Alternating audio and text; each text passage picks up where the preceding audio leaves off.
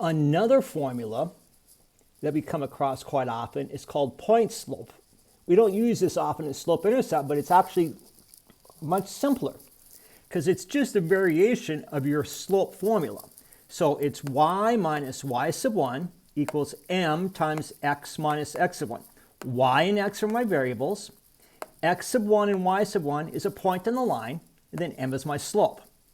So let's apply that to example 2. I want to write the equation of a line that passes through 6, negative 2 with a slope of negative 4. So I think I'm going to write down my point slope formula the first time. So I'm going to say y minus y1 equals m times x minus x1. Now I want to replace y sub 1 in x sub 1. So I'm going to say y minus a negative 2 because my y-coordinate is negative 2. My slope is negative 4.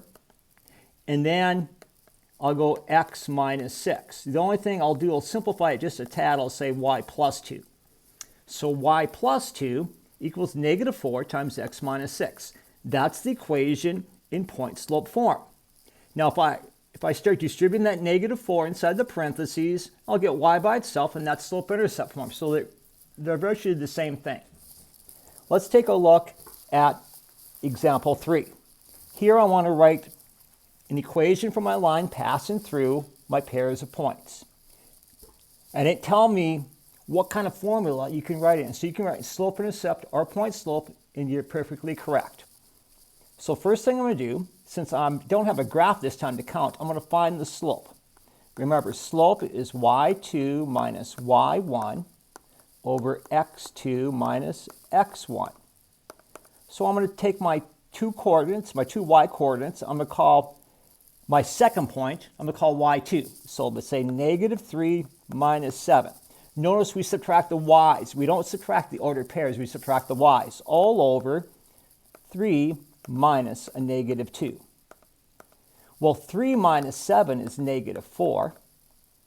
3 plus 2 is 5. Now what I'll do is I'll pick one of my points. I don't care which point you use. Let's use 3 and negative 3. So now I'm going to do point slope form. So I'm going to say y minus a negative 3 equals negative 4/5 times x minus 3.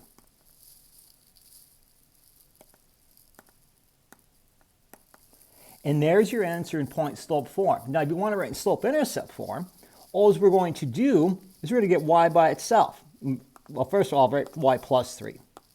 So to change this to slope-intercept form, distribute your negative 4/5 inside the parentheses. So I get negative 4/5 x.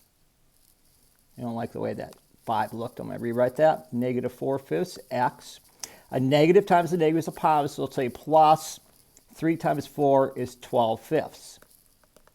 And I get y plus 3 over on the left-hand side. So to get y by itself, I'm going to subtract 3 from both sides.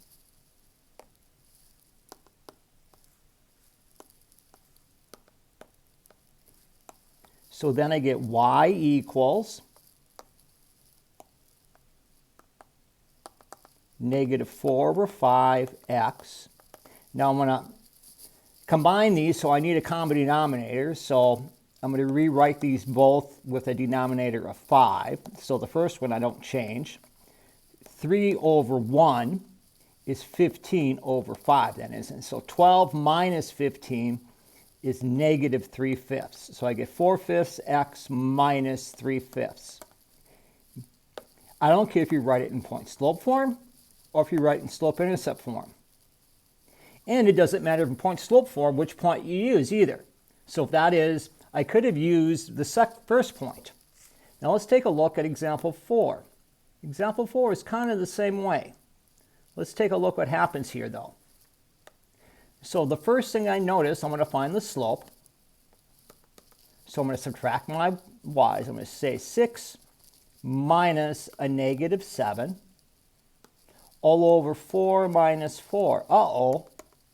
I get 13 over 0. This is undefined.